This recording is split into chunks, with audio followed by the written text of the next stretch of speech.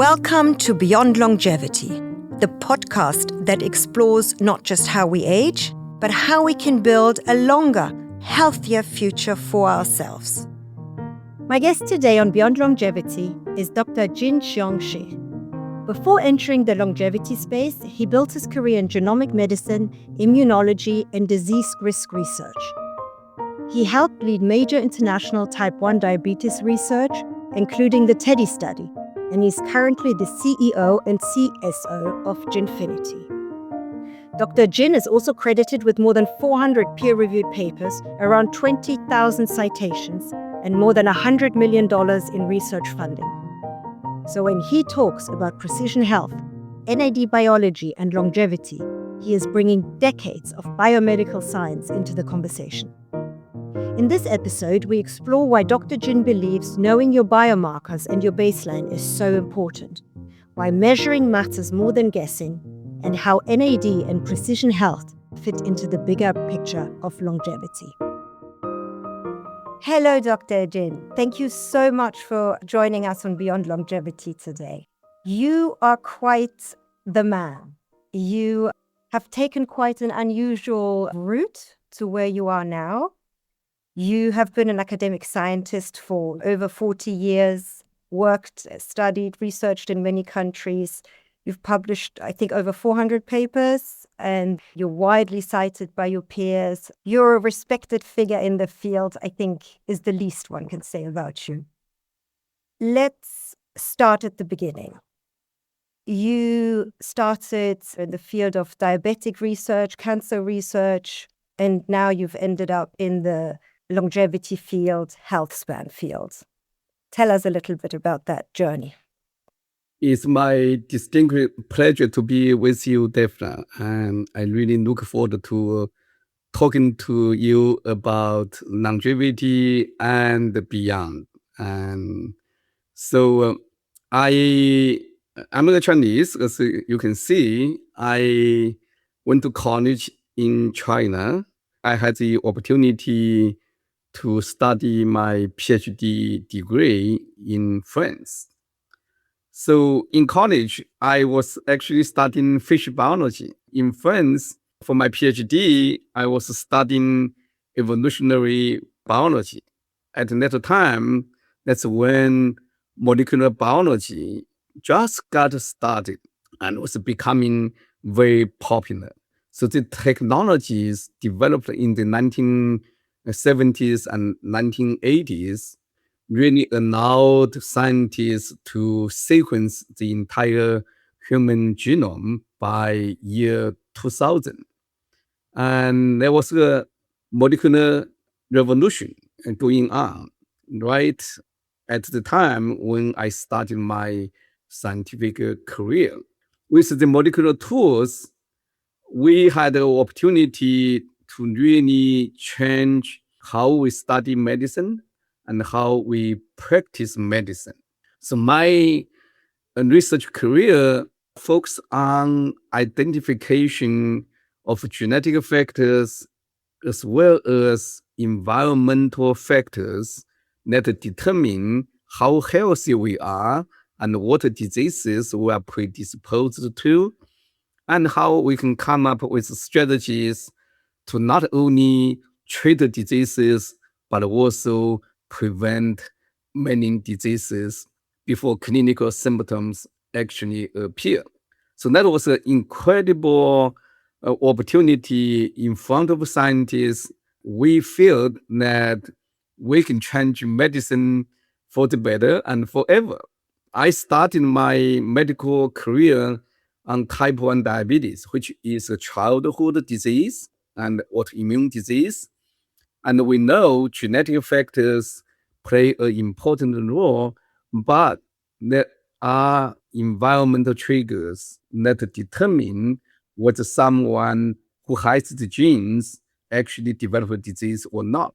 Thus, if we can understand the environmental factors, we can actually delay or prevent type 1 diabetes. So I was involved in one of the largest and most intensive research project that humankind has ever undertaken. And the program was called Teddy, just like a teddy bear. In that particular study, we screened 500,000 newborn babies using genetic factors, and we identified over 20,000 newborns that have the high-risk type 1 diabetes genes, and we monitored this high-risk group for over 20 years. And the goal was to figure out what are the environmental triggers that we can use, that we can avoid to prevent the disease. After 20 years of research and over $500 million spent on the program, and we, published, over 200 papers by now, and we were able to push multiple scientific fields forward, and we now have a few candidates that can actually be used for preventive purposes. But that was great. I enjoyed my entire scientific career, but there was always something missing in academia. What was missing to me was the opportunity that I can have an immediate impact on people's lives. In academia, you perform research, you publish papers, and you train students. All these courses are very important, and I fully enjoy it. But 6 years ago, I wanted to leave academia and really come to the real world and to have an immediate impact on people's lives. But more importantly, was a selfish reason, because 5 years ago, I was almost 60 years old, which, by my standard now, it was not very old at all. For most people, 60 years is pretty advanced age, right? And I did not like the trajectory that my own health was going. So I wanted to make a change for myself, and I want to make a difference to the lives of my friends and the community in general. That's why I decided to quit academia and start my own company that's called Jinfinity Precision Medicine. So in Jinfinity, we really wanted to focus on extending health span. I know I went to your website. I know we share very similar views. I'm not about immortality. I'm not about living forever. I'm about closing the gap between lifespan and health span. And this gap is tremendous. I'm sure life expectancy in most industrialized countries is about 80 plus minus 2. So maybe plus minus 4 years. But health span is at the best 55, maybe you can push it to 60 years. So that's about 25 to 30 years of gap between lifespan and the health span. Very few people, if any, want to live forever in bed and not being able to do what they want to do. That's not what people want. What most people really want is be able to do what they want to do or near the peak of their performance for as long as possible. My personal goal is to be able to live to 100 years and beyond, but more importantly, be able to play tennis. My passion, and that's what I want to do. The oldest person who can play competitive tennis is 102. And this gentleman is called Henry Yang with a perfect last name. So I want to beat him. That's my personal goal. And I think we have the tools. We have the knowledge to do it. It's just about the will to do it and how we can do it better.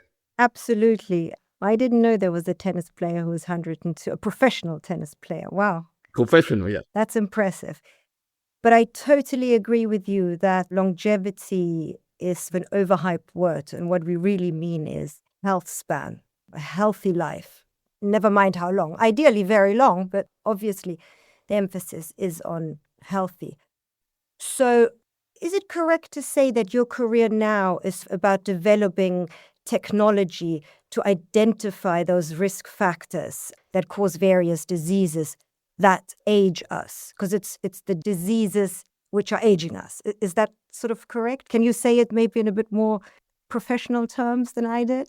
You said it very well. My number one goal in my entire scientific career is mostly about identifying the, you can call it root causes of diseases, or you can call them risk factors.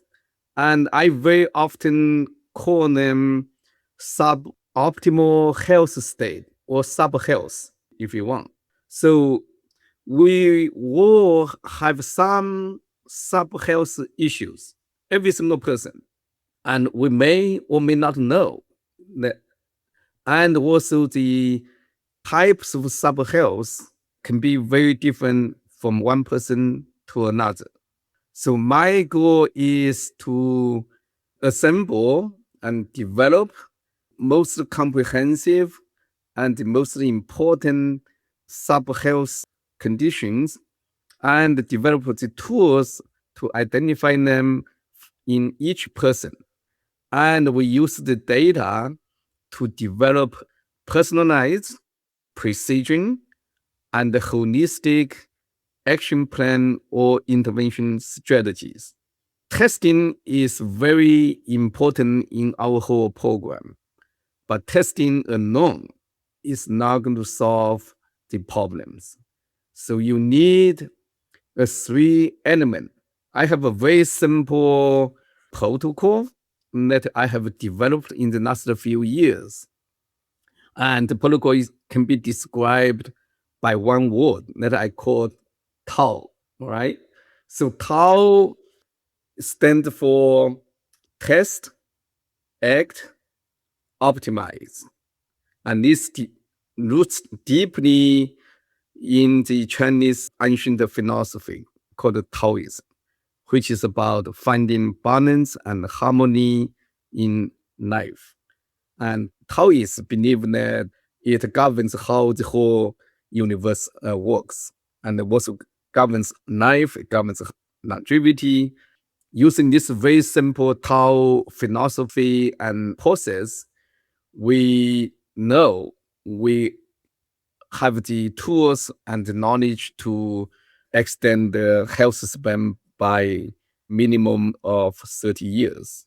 And we have concrete examples that how this process can improve health, can improve performance. I'm sure that by preventing not only diseases, but also injuries, we should be able to not only extend the health span, but also by definition, you extend lifespan.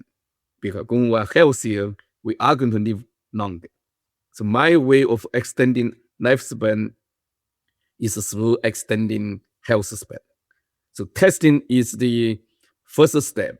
It's a very important one. There are so many potential biomarkers one can test. The key is really to zeroing in on the most important ones and also on the actionable biomarkers. What I mean by actionable biomarkers is that we have to be able to do something to change the biomarkers in the right direction. That's extremely important. So I have 3 parameters that help me to decide whether a biomarker should be tested. The first criteria is it has to be scientifically and medically sound. That's the first one. That's a basis. The second one is we have to have reproducible test that's affordable for most people and that give us good data, reliable data. And the third one is actionability. Can you do something about it when you have the information? So these are the 3 basic criteria that I apply to every single possible biomarkers. If they meet all 3 criteria, they are the top biomarkers that I want to measure. If they only meet 2 of the 3 biomarkers, then we have to say, well, can we find a way to change the third one? At the end of the day, you really want to test biomarkers that are that fulfill all three criteria. Otherwise, they are on the second category. How many biomarkers fulfill those three categories? There are many. There are at least a few hundred biomarkers that can fulfill that category. And the fourth criterion that I did not mention is you have to prioritize, right? So they are important biomarkers that are actionable, but they are not very common in the population. When you develop a program, are you going to test the real the biomarkers that are not occurring very often in the population? It's a cost-benefit ratio that we have to consider. I'm sure that biomarker is very important for those individuals, but when you design a population-based program, you have to consider cost-benefit ratio. That's economics. Unfortunately, that's what we have to consider. So after going through these four criteria, we now ended up with about 50 functional biomarkers that we test in our program.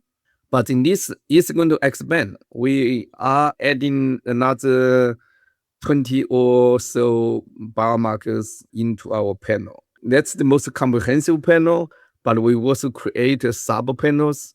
So based on the individual's health condition and how much money they can or are willing to spend on testing, we can select either the most comprehensive panel or sub-panels based on their health condition.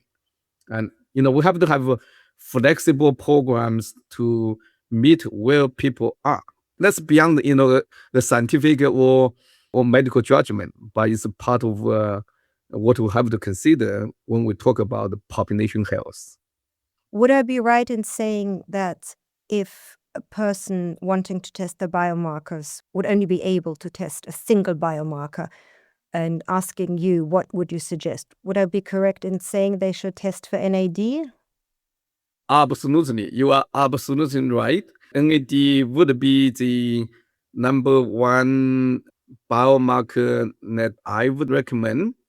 It's very hard to come up with one single biomarker. I don't like to tell people, and this is the number one biomarker to test, or that's the number one biomarker to test, or this is the number one supplement to take. Let me tell you why. Because I really believe in holistic approach. If we have to make a decision on one or a few actions we have to take, the first input of information that I would want to have is their current health condition. What's the most serious problem that they want to solve or they want to change? Based on that input of information, I can make a much better recommendation. The biomarker that's most important for me may not be as important to you or another person. So that's why I don't feel good about recommending one thing, because if you talk to anyone else, they are going to argue that, no, this is not the most important one. And they are right, because we all have different health conditions, we have different genes, we have different lifestyle. We may or may not be experiencing certain health conditions. So what's important to one person may not be the most important for another person. So try to determine based on your own health condition, your own health goals is the right way to decide what to do and what not to do. I know that's a very difficult decision for a person who does not have the medical background, but even for doctors, health professionals, it can be very hard to decide. I would feel comfortable to come up with the 5 or 10 most important one. I hesitated to give just one. As we said, we do agree that NAD is definitely a vital one to check on.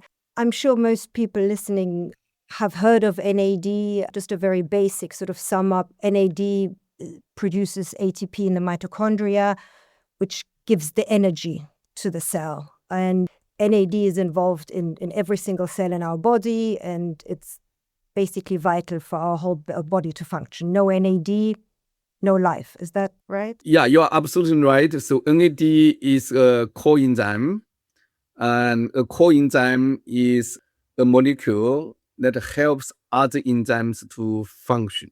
What's unique about NAD is that it's required for the function of over 500 different enzymes. So without enough NAD, all these enzymes would not work.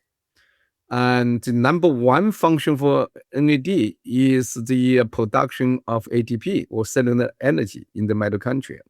Without NAD, we cannot produce ATP. Without ATP, cells don't have power, and it wouldn't work, and we would not be able to survive. Some people say that we may not be able to survive for a few seconds. I don't know whether that's true or not, but it doesn't matter, frankly. It's very hard for anyone to survive for more than a few minutes without NAD and ATP. So that's why we actually can think NAD is the cornerstone for all health protocols, because you have to optimize energy production, you have to optimize mitochondrial function for the other procedures to maximize their benefits. And in general, NAD levels drop dramatically as we age. There are various reasons for it, I think. Enzymes like CD38 destroy the NAD, and NMPT and NAT, which increase NAD, decrease as we age. What can we do to keep the levels of NAD up, and how can we make sure they are where they should be? Yeah, let me comment on the natural levels of NAD in the human population. You are absolutely correct that NAD levels do decline with age. So age is one of the three most important factors that determine one's NAD level. That's widely known. What is not widely known is how early and how sharp NAD can decline. Let me just give you the data that we have after testing, almost 100,000 people. So in teenagers, about 25% of them are already suboptimal or deficient in NAD. In the population between 20 and 30 years, 75% become suboptimal or deficient. And then beyond the 30 years, almost every single person is suboptimal or deficient. The first sharp decline is actually around 20, 25 years of age. That decline is very, very rapid, much more rapidly than I ever expected or anyone else expected. What is interesting is young children, 2-3-year-old, that's the youngest one we have. They can also be deficient. Usually, in young children and also in adults, the health condition of the person is a major factor that impacts NAD level. So the second factor that determines NAD levels is the health condition.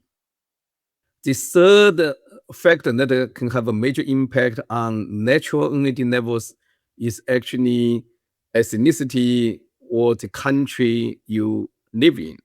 In Caucasians, the average levels of NAD are around 26 and 27 micromolar.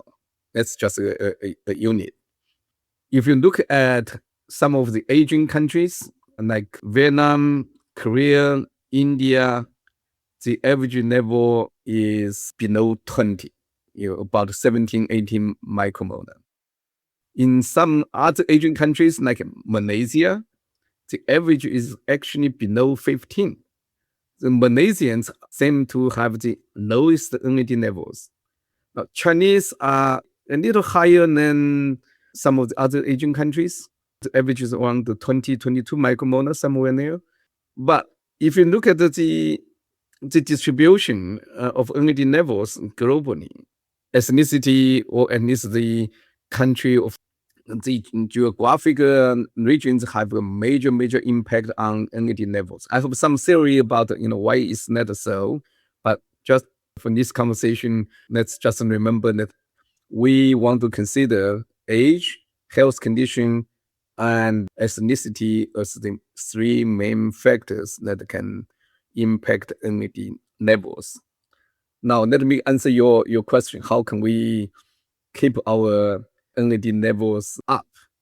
Obviously, chronologically, we're going to age, and not much we can do. But if we stay healthy, especially if we can avoid inflammation, and we can keep our NAD levels higher. Inflammation increases CD38 that you mentioned. CD38 is one of the major protein that can degrade NAD. So avoiding inflammation is one way to keep NAD levels relatively higher than otherwise. There are certain foods and there are other ways that can keep NAD levels a little higher, like sauna, exercise. They can activate the enzymes NAMPT, which converts nicotinamide back to NAD through the salvage pathway. And all these lifestyle actions can improve NAD levels, but the degree of improvement is really minimal. There's no lifestyle change that can really keep our NAD levels in the optimum range. I am not aware of any way that you can naturally keep your NAD levels high enough. So the only way that we can really optimize our NAD levels is through supplementation or some other delivery route. We have tried intravenous infusion of NAD. Now people are trying intravenous infusion of NAD precursors like NR and NMN. And I can give you all the data as to what works, what doesn't. And now intramuscular injection, subcutaneous injection for NAD becoming pretty popular. I can tell you the best, the most efficient way of optimizing NAD levels is actually through oral supplementation of NAD precursors. There's a few things I want to pick up on. I do want to go down that NAD SubQ route because I think that's really interesting at the moment, and a lot of people in the field are doing research on it on themselves. But I just wanted to pick up on something else you said. You said inflammation raises CD3 and thus decreases NAD levels. A lot of athletes, young athletes who are very sporty, eat healthily and do all the things that we would think contribute to a longer life, often suffer from a lot of inflammation. Does that mean they also have quite low NAD levels? You are absolutely right. We have data. So training, especially intensive training, overtraining, can increase inflammation levels. Athletes who are overtrained actually tend to have much lower NAD levels than the population. I'll give you one example, and he is a middleweight boxing champion living in Tennessee. I'm not going to say his name. Boxing champion, okay? His NAD level was below 20, I believe around 17, much lower than the population average. That's just one example, and we were able to get his NAD to over 60, from 17 to 70 within 2 weeks using oral NAD precursors.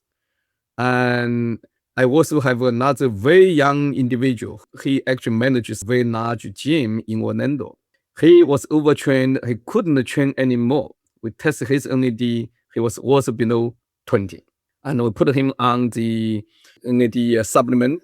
After 2 weeks, his NAD level went up dramatically into the optimum zone, and he was able to start training again.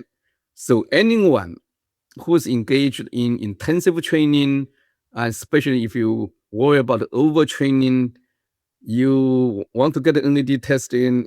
More importantly, you really want to get the NAD levels optimized.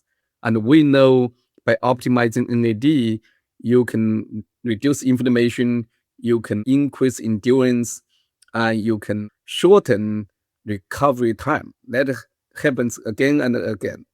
And for some athletes, NAD can increase their peak performance. What NAD can increase peak performance depends on what level you are already performing. If you are already at the highest level, there's nowhere to go. But we have a few athletes that we were able to improve their personal record, and that can happen. But the best benefit is actually endurance and recovery.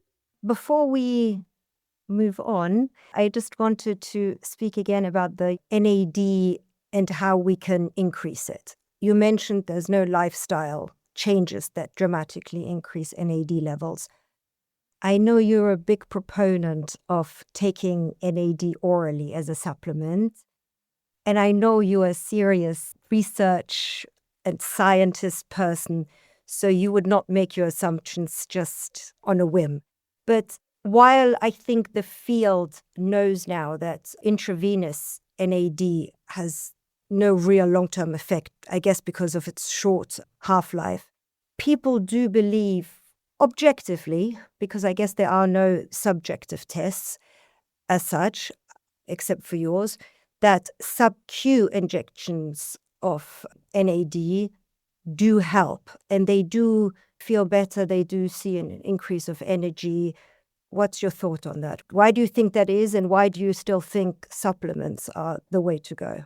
Okay, I'll give you the data. We have a lot of data. Before I tell you the data, I want to get one point straight. That's what level of NAD we want to have. What's the optimal range? Based on population distribution in various age groups, and also based on the health outcome after NAD treatment and as supplementation or injection. We now know that the minimum level of NAD you want is around 40 micromolar. You don't want to below 40. The maximum level that I don't want people to go over is 100. I'm less sure as to whether it's 100 or 80. Okay, that upper level is still going to be, we need more research to determine. But I don't want it to go over 100. I think that's a really important point, and I don't think it's been mentioned before by anyone else or by many people. Why do we not want it to go above 80 or 100? Is more not more? More is not always better. More is not better for anything. I mean, we understand that principle. Now, why I don't want people to go over 100, I'm less certain. But what I do know is you do not want to approach 150. I will just present the data and let people decide where we should set the limit. Okay, so we know individuals who take high doses of niacin in the form of nicotinic acid, NA, their NAD levels are usually around 150 micromolar. We also know from publications that if you use niacin and you increase the levels of two terminal metabolites from nicotinamide called 2-PY and 4-PY. And these two terminal metabolites can increase vascular inflammation and cardiovascular risk. The paper was published about 1 year ago. They did not know the link between niacin intake and the extreme high levels of NAD through niacin. So niacin is the most potent NAD precursor, but high dose of niacin will increase NAD level way too high and can cause vascular inflammation and cardiovascular risk. Another discovery that we made a year ago, and it's not published, is individuals who take high dose of niacin, almost everyone that we studied have insomnia. Now, for anyone who's taking high dose of niacin to reduce cholesterol level, and if you have insomnia, please take it away. You're going to sleep like a baby. I presented this data in multiple meetings, and I have individuals who tried on the same day, the second morning, they come back to me and say, I slept so well. Thank you. If I can help anyone to solve the insomnia problem, that would be great. I have to give a credit to a functional medicine doctor who is a part of the founders of A4M, the American Association of Anti-Aging Medicine.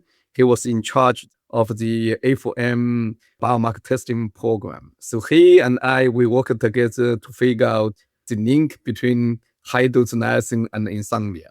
He had insomnia for 30 years, but he was taking niacin. And we found extremely high levels of NAD, and we found the link, and he decreased the dosage of niacin, and insomnia improved, and he completely eliminated insomnia. And that piece of advice is hopefully helpful to your listeners. Yeah, if anyone is taking niacin, has insomnia, get back to us, and I want to know how this might help you. So we know the absolute upper limit is 150 micromolar. I am someone who is very cautious. My number one priority is to do no harm. Unfortunately, not everyone has that principle. So to absolutely do no harm, I know most people will get a lot of benefits when their level is around the 60, 70 micromolar.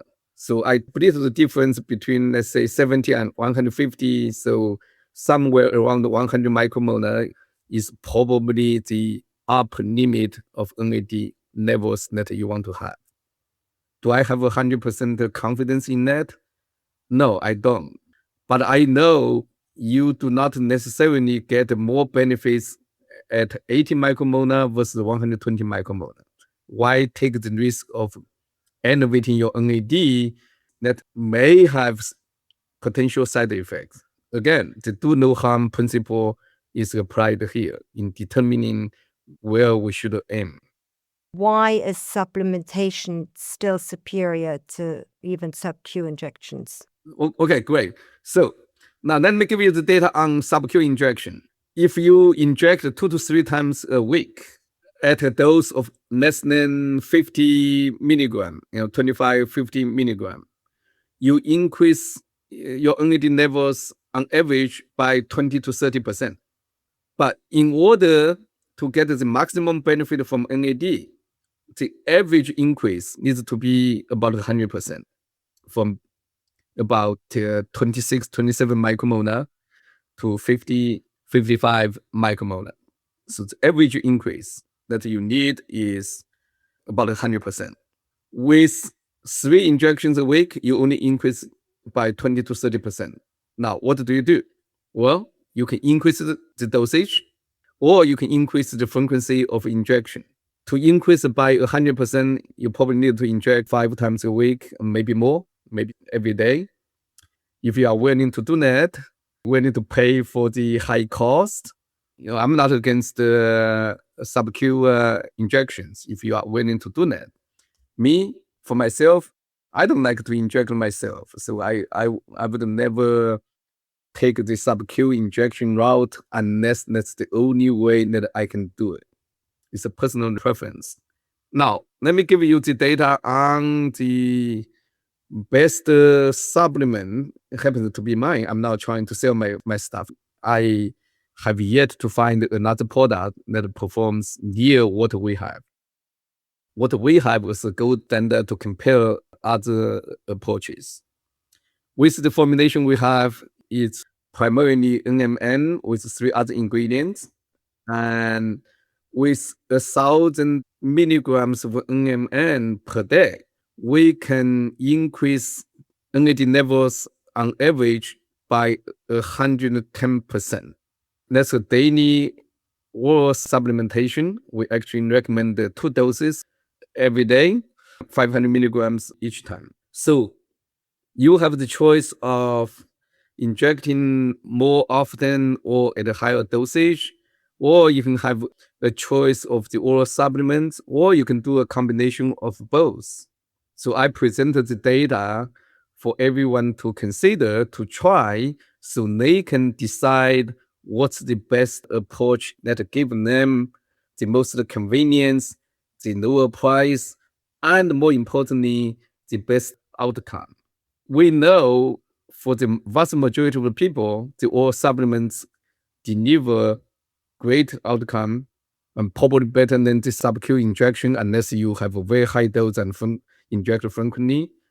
And oral supplements much cheaper, much more convenient, easier to do, and it can be done by almost everyone.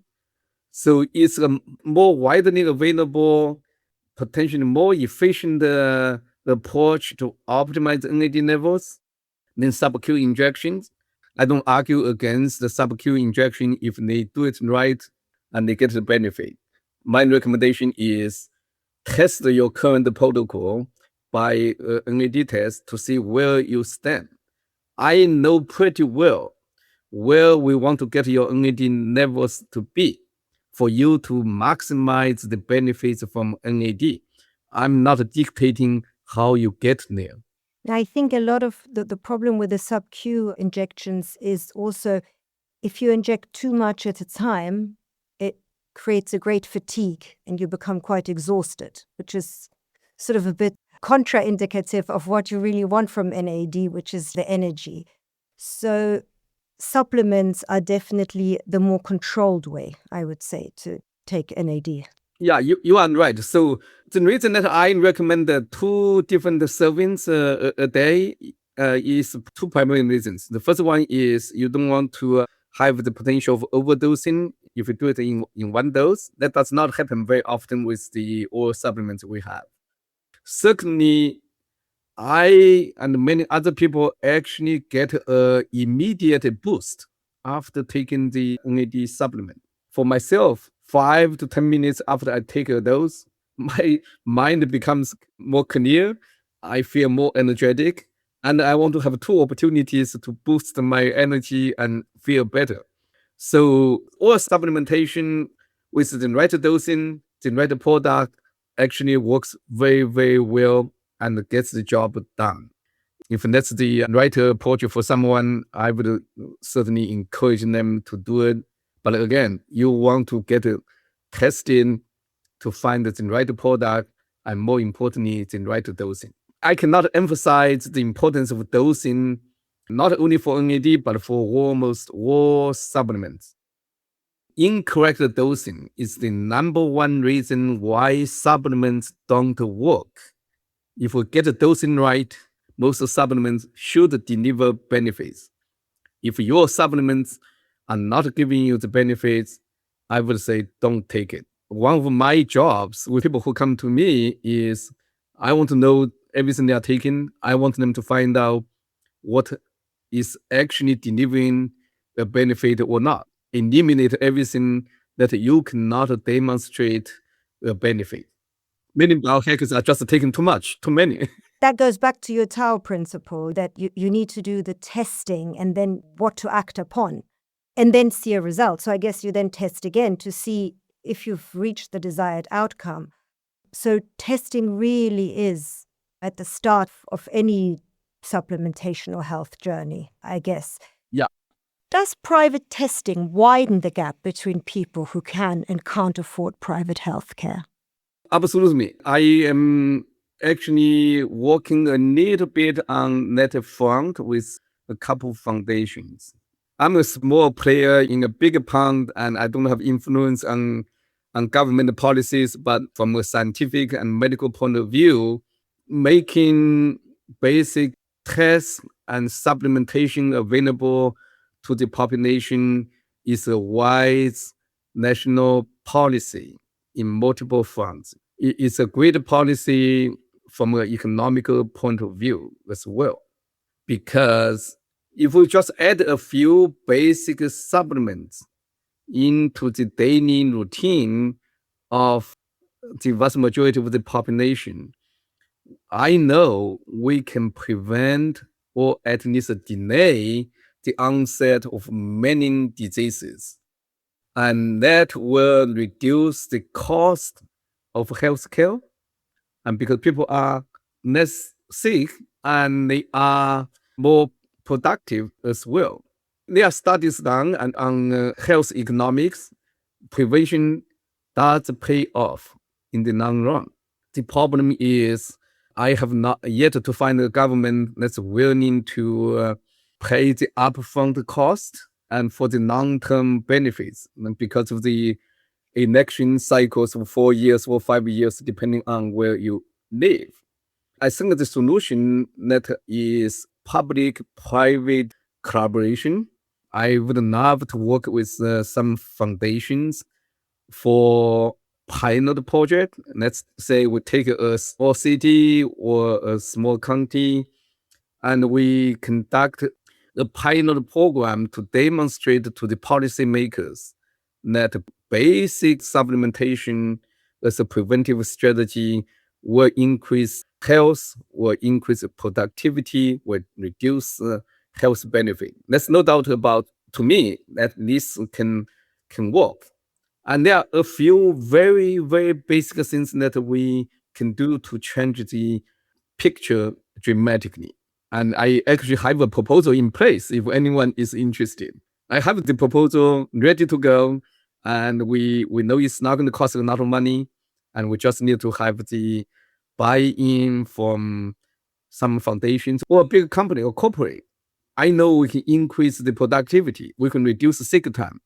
We can increase retention of employees. The benefits are widespread, and we just need to convince someone who is willing to try it. Well, from what I hear through the grapevine, Brian Johnson is using your tests. So, ask him. Yeah. Brian Johnson has been working with me from very early on, about 5 years ago. He uses our tests and he uses our NAD supplement, and he recommends the test to the Blueprint participants. Brian has been a proponent of what we do, and I'm a proponent of what he does as well. And we'll have some other big names like Peter Diamandis. He uses my tests and some of my supplements. And I was a faculty member for his longevity summit in Boston in 2025. And so I'm working with some of the biggest names, Dave Asprey and Tim Cook, Mark Kilberg. They have a longevity program, and I'm working with them as well.